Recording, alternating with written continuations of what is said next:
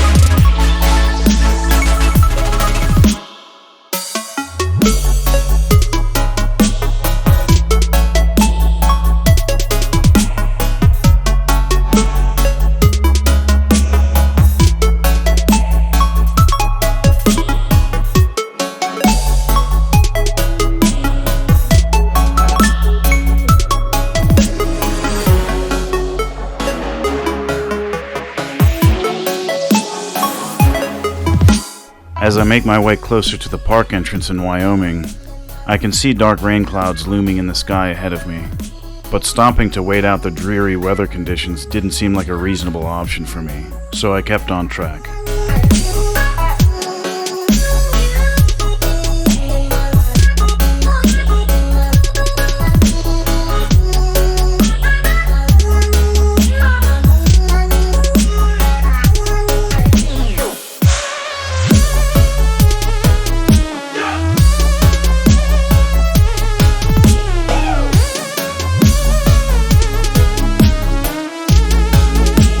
At this point I'm starting to get sprinkled on, and I can't see that the road ahead is any clearer, so I pull over to put on my rain gear.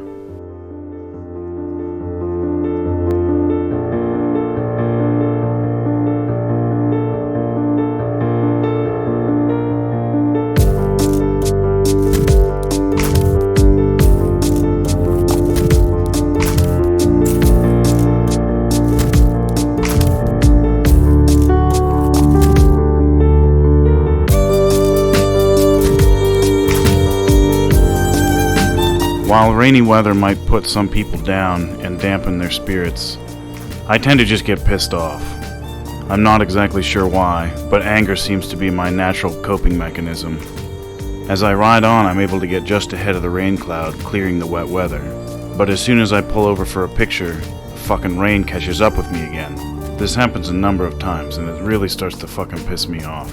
A calmer person might choose to pull over somewhere and wait out the rain, but I'm too pissed off to even think about that, and since I don't know if the rain is going to let up, I really want to avoid pulling over, sitting and waiting in the rain just to find out that it continues to rain. However, I reach a point on the Beartooth Highway mountain pass where road construction has traffic stopped and I'm forced to wait. While waiting for the escort to lead us through the construction zone, the dark dreary rain clouds pass and the sunshine finally breaks through, dawning on the beautiful landscape all around. It's one of those things where the shitty pissing weather really helps me to appreciate the bright sunny days that much more.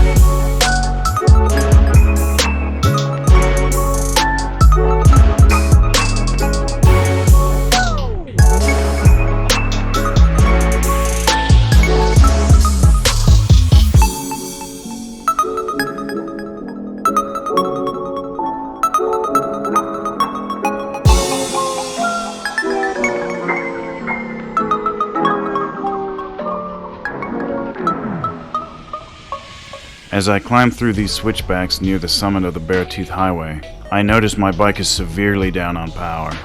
It's barely able to breathe up here at about 11,000 feet elevation.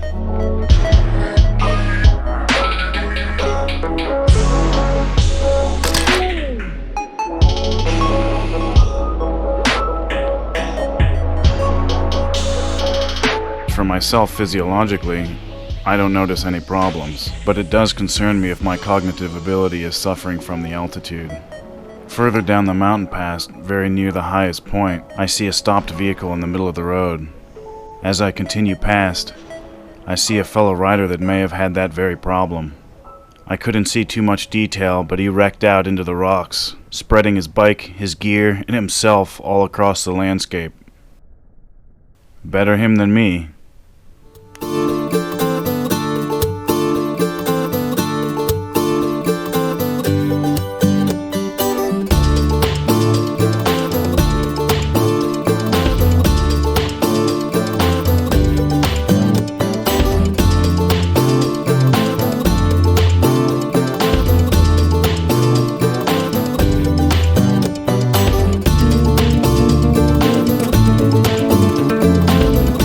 As I cross back into Montana, I read a road sign that states that the highway management places a white cross at the roadside at the site of every highway fatality. I wonder if there's going to be a new one popping up just back there.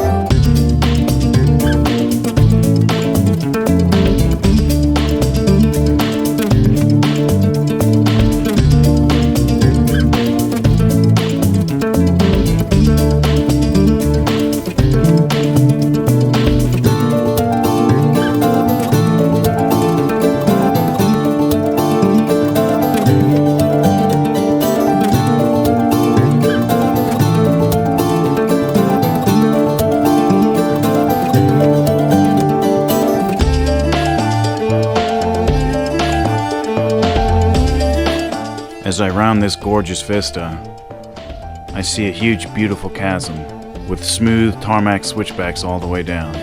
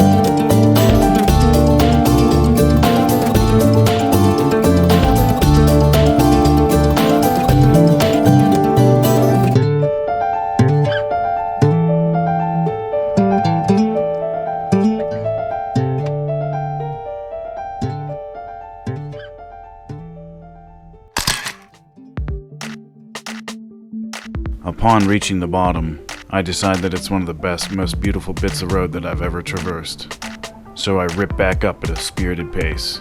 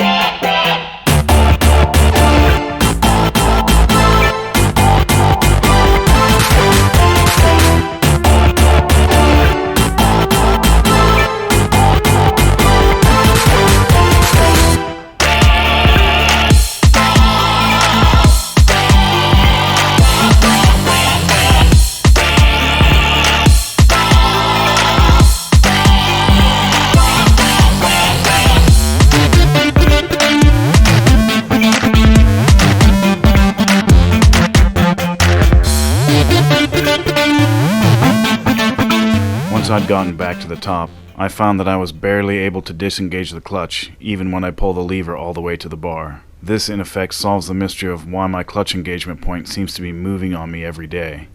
It's not just me, it's really moving. Later, once the bike cools down overnight, it moves back and I'm able to actuate the clutch like normal. Good morning, boys and girls. That's it, we're doing it again.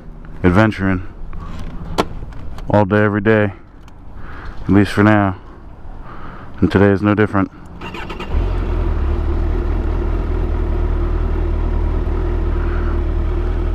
We are in the Billings of Montana.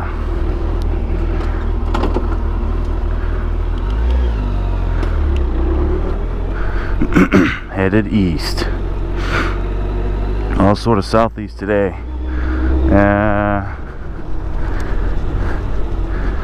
Stayed at a decent place last night. Whatever. It was Super 8. Yeah, Super 8. It's fine. It's like $50 a night plus tax, which somehow adds up to $60. Well, whatever. Yeah, it's fine. It was like, I don't know why. I think sometimes, well, I had kind of a rough day yesterday. Well, I wouldn't say rough day. It was still all in all a good day, but I kind of just got, when I got started, I was headed down to Yellowstone, clear skies, and then basically as soon as I get into Yellowstone, it starts fucking pissing on me with rain. So I mean, it wasn't long after I started getting pissed on that I started getting pissed off. And what the fuck is that? I don't know, man. I don't know what that is.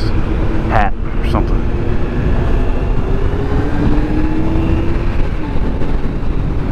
And close that up.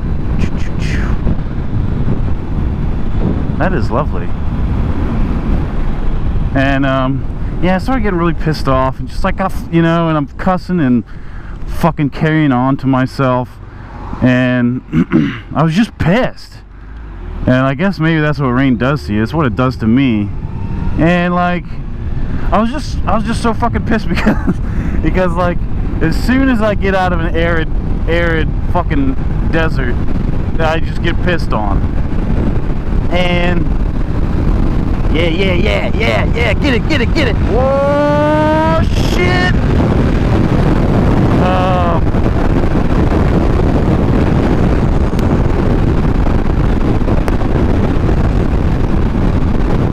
Yeah, and it just puts me in a shit mood. And like, if I would have been sensible, I would have just said, hey man, why don't you just park it for a while? The rain will pass, and you'll carry on your way. But like, I was too pissed off, and I was like, and I'm thinking like, well, you know, what if it doesn't let up? Then I'm just sat there in the rain, wasting time. And I didn't want to do that either. And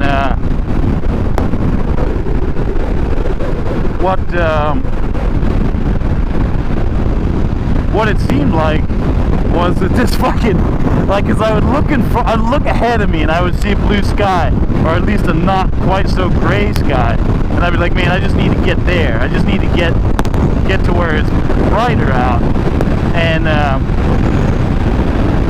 I looked behind me, and it was like blue behind me. And like, after a while, it pretty much became clear to me that there was literally a dark cloud following me around. Like,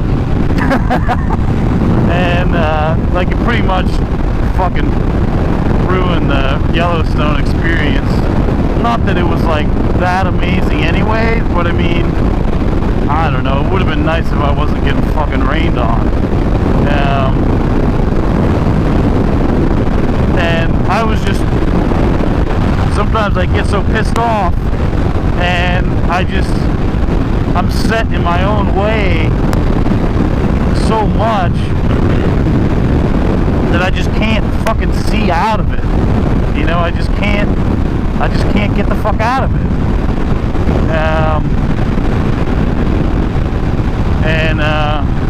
Which kind of reminds me of what happened after I got to the hotel. Because there was this fucking guy,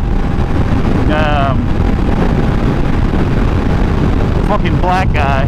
Not that that really matters to me, but it pertains to the story. You'll see why in a second. And he's going on, like, he's just shouting at the front desk. And he's saying, like, you can't kick me out. You can't just kick me out of here.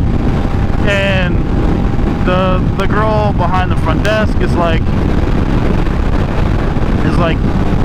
yes, I can. Your conduct has been unacceptable, and I can refuse service to you, and that's what we're doing. And he's like, man, that's racial profiling. He's like, I'm calling my lawyer. I'm going to tell my lawyer, you can't do this to me. And I'm trying my Ebonics accent for added dramatic effect. He's like, you can't do this to me. You know who you're dealing with. And I'm like, what? I mean, I thought about saying something because I was like, dude, you're fucking pissed. Like, I'm tired. I want to check in. I want to relax, and you're keeping me from doing that. But I kind of figured, like, I sort of, I mean, in a much more repulsive way than, I should say, in however a much more repulsive way, he was kind of behaving like I was earlier, which is just, you're just so pissed off and you're just caught up in your own funk and you can't fucking see. And she's like the remarks that you've made to myself and the other female staff member of a sexual nature made us feel very uncomfortable, and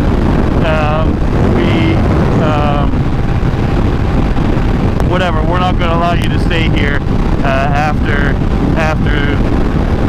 those exchanges or those remarks.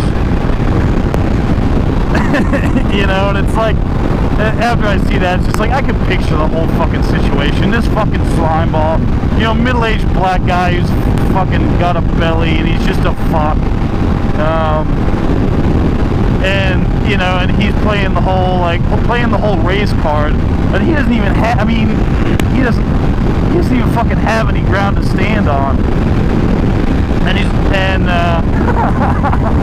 he's just like, you don't know who you're dealing with. And I'm like, I think they know exactly who they're dealing with.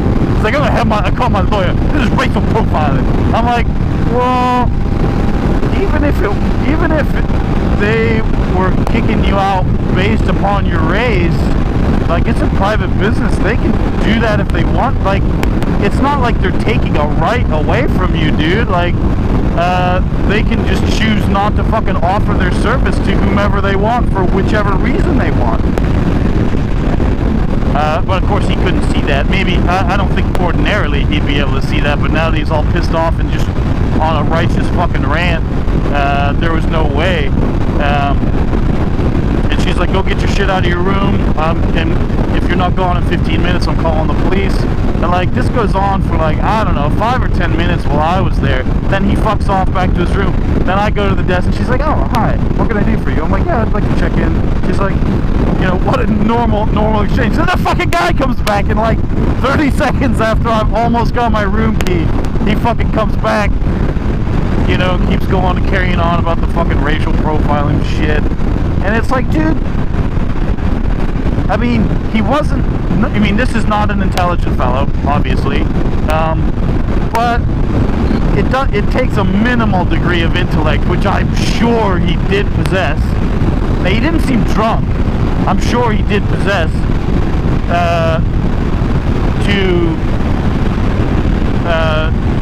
to ask yourself the question, like, what the fuck do I sound like? Like, what the fuck is coming out of my mouth? Like, you don't know who you're dealing with? Like, you're just a fucking middle-aged fucking fuck arguing with the front desk person at a Super 8 motel, and you're saying shit like you don't know who you're dealing with. Like, like, a child would see the humor in that, right?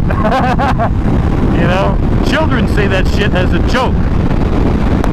You don't know who you're dealing with. talk to my lawyer like you've got a fucking lawyer on speed dial. Like, he's just like, your lawyer has a red phone in his office, you know, that only takes calls from your personal cell. Like, come on, man. Like, do you not see how unbelievable that is? Do you not see how silly that is? Anyway, so I guess he got the fuck out of there, which is pretty cool, because I don't like fucks like that anywhere around me. What else? Yeah, had too many beers. It's like, hey, I got in too early. See, what I try to do... Oh, I have my own lane. Sweet. What I try to do is...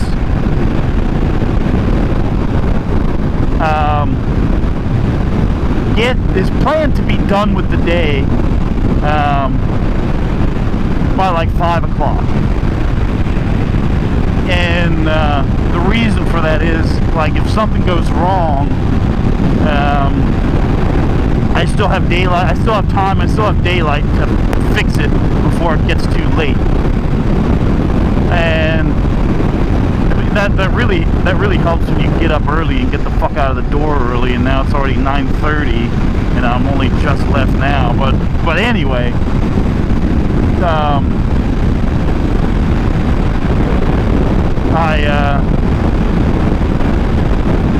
I got in early. I got in at like, I think like even a few minutes before 5, and yeah, I wasn't totally worn out, so I had more beers than I should have had, and now I don't feel so fresh today. So I don't know where I was going with that.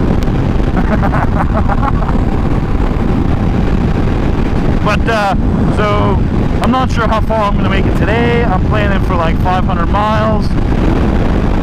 We are going kind of close to the Devil's Tower, that sort of big sort of monolith.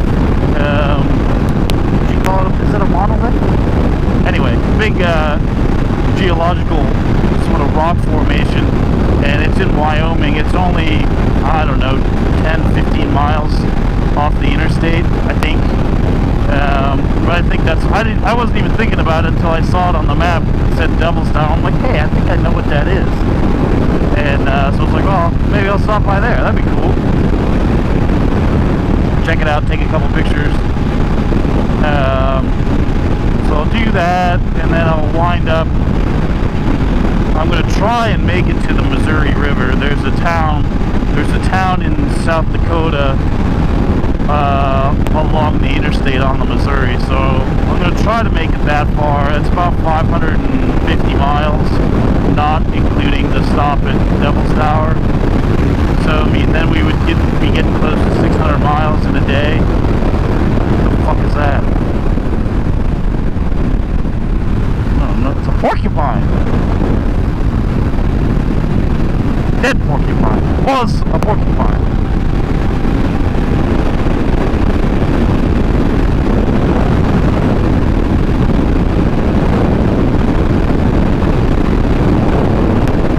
Anyway, I'm gonna get the left lane.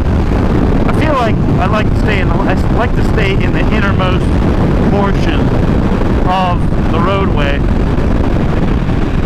because I think, like, well, if there's some hazard gonna come out from the undergrowth, it'll have to travel further to get it'll have to travel further to get to my path, therefore allowing me more time to react to it. I don't know if that actually makes sense, but that's what I'm doing. What do you do, boys and girls, when you're riding your motorcycle across the country on the interstate? You hang out in the left lane?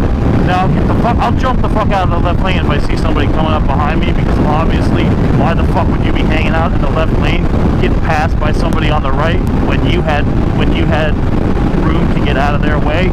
Exactly. Has that ever happened to me, where I've been chilling out in the left lane, I didn't realize somebody was coming up on me, and they came up and passed me on the right? It has happened before. I don't want to shock you, boys and girls, but it has happened to me before. I immediately felt ashamed.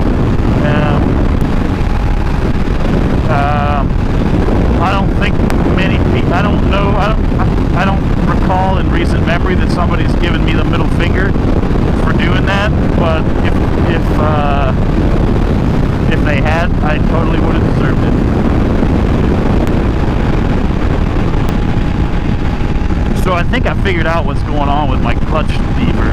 Well, I haven't figured it out, but I think it's not just me.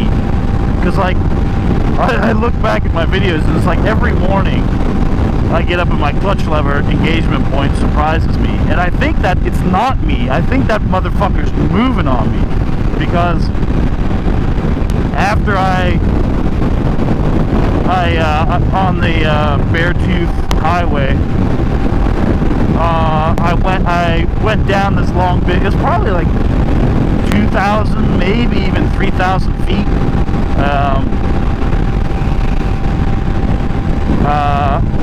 I sort of went up. I would like turn around and go back up a bit, and then go down, and then I'd be like, oh hey, I want to go up that bit, and then I'd go back up a bit, and then go back down, or continue on down. And then I got to the bottom and I was like, man, I'm just going to go up the whole fucking thing again. And so I hammered it all the way up. I mean, I say hammered it. It wasn't like fucking Rossi going up this hill. It's like maybe Rossi's fucking grandmother. No, probably not that fast. But then once I got to the top, I noticed that clutch lever was like, the engagement point of that clutch lever was like right against the fucking bar. Like, it was way different. And I immediately, I was like, okay, that shit is not me. That thing moved. And I think it was because the engine was the engine was pretty hot. The air was pretty thin up there. And I don't know that has to do with combustion making more heat. I don't see how it would, but I think you wouldn't get as effective cooling through the radiator, or radiator if you prefer.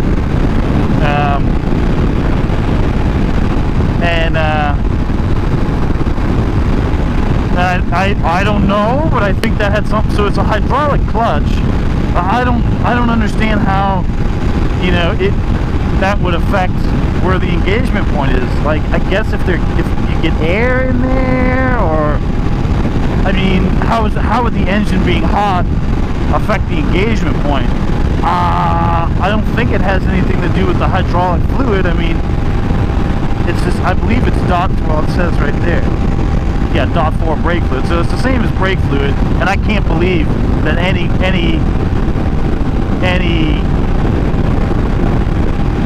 sort of region in that system is going to get hotter than it would in a brake system and like boil the fluid, or, you know, something like that. So I don't think it's anything to do with the fluid.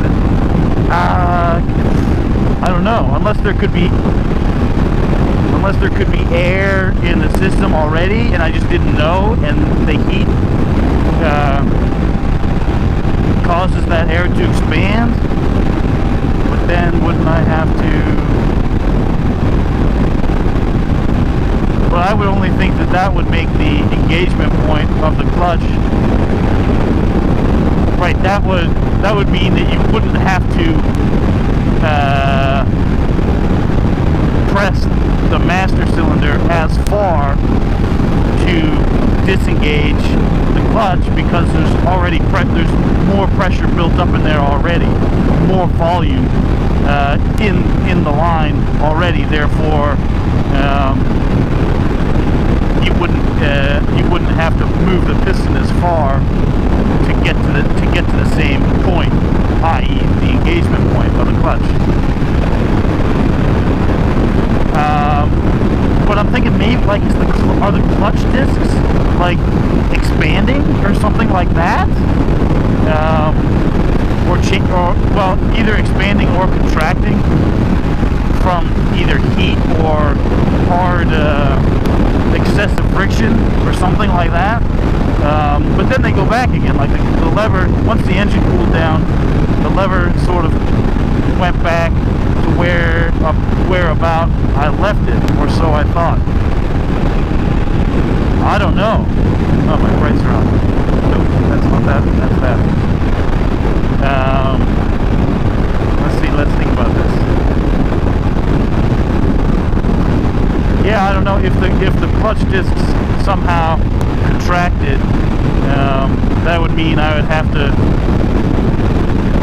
No, if the clutch disc expanded, that would mean I would have to push farther on the master piston, master cylinder, to disengage the clutch, right? Because I was like against the bar. I almost couldn't disengage the clutch.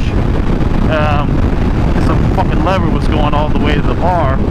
And so, I guess maybe if somehow those clutch discs expanded or something, then they would be more.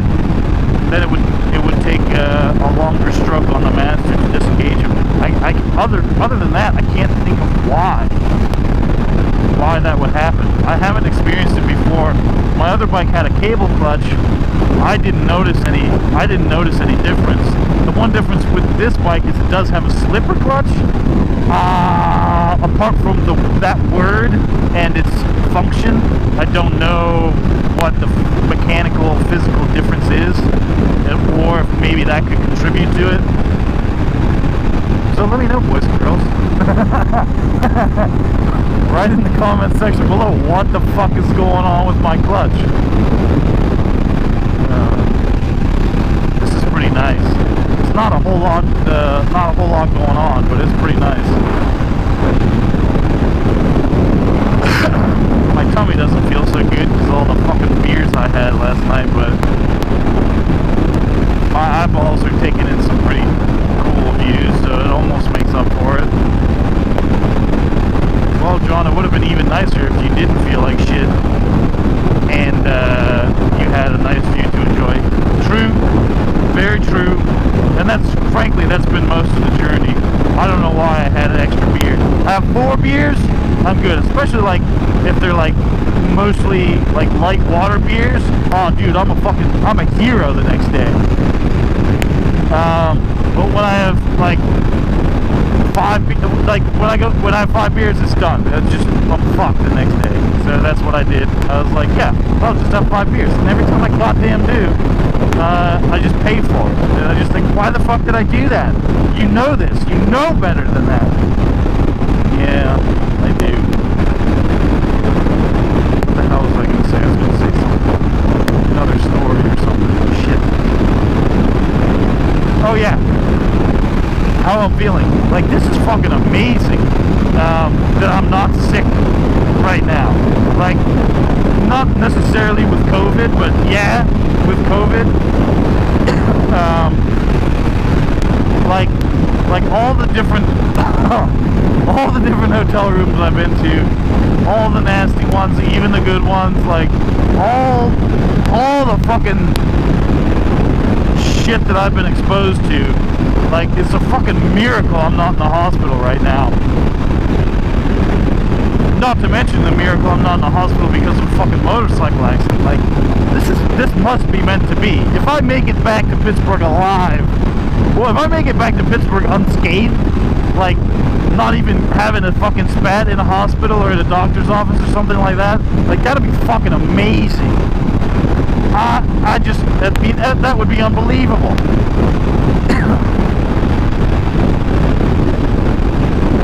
Maybe it's the beer therapy that's helping. I don't know.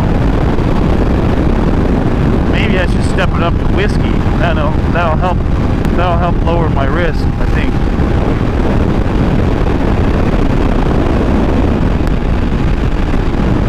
But yeah, I mean, that's kind of incredible. I haven't really been paying attention to like what's going on with the coronavirus. But that's because it's all bullshit. All the fucking news wants to tell you is bullshit. Even when there's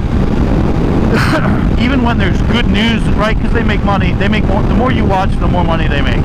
So when there's something like COVID going on, like there's just everything is like a red alert, and as if there wasn't always a red alert on the fucking news ticker all the fucking time. Anyways, trying to fucking scare you into watching more news.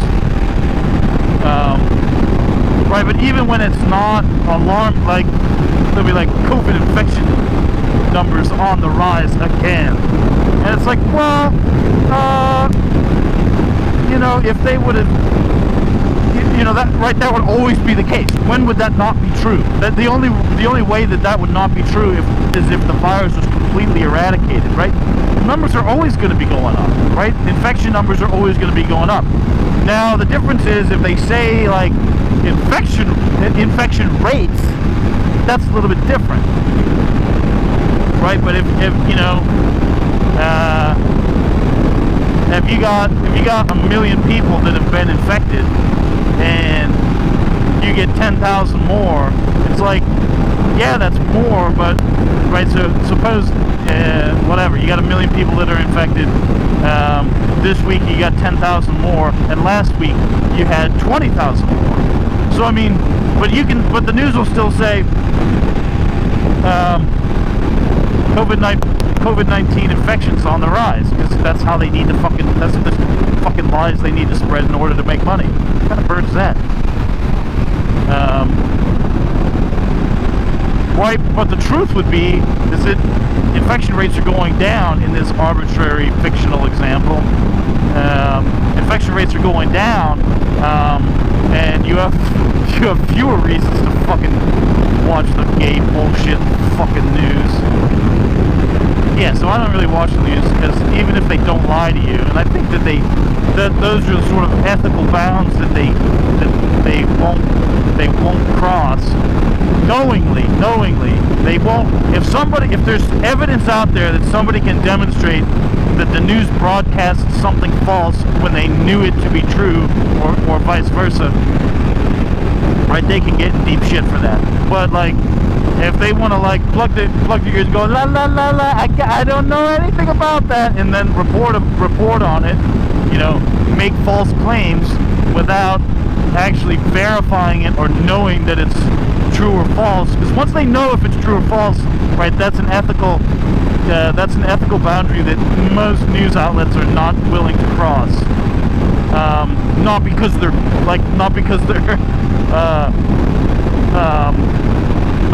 good, but just because there can be legal repercussions and shit like that. People could sue them for saying shit that they knew was a lie and shit like that. But fuck yeah, man. If the news has information that would make an interesting story, do you think they're going to go out and try and double check that it's true? You know, double check in case they would have to not run that story and make less money? Fuck no, they're not going to do that. They're just like, oh yeah, shit, I heard this thing, let's report on it because it's exciting and it's going to make us some more money. You know, if you don't believe that the fucking news outlets are doing that, I don't know, you should probably take a fucking reality check. I mean, think about it. All you have to understand is how the news how media organizations function, how they make money, and you can draw all this shit together yourself. You don't even have to have any. You don't have to actually cite any examples or instances, although you totally can, because they're all over the fucking place. Listen to Donald Trump. I can't believe I said that. But I mean, that's what he's talking about when he says fake news. It's all bullshit, and it's a buzzword, and he's a retard for saying it. But that's what he would be talking about if he wasn't a crazy person, although he is. Is that news organizations they're not really concerned about finding the truth. They're concerned about running a story that's gonna be successful and stuff.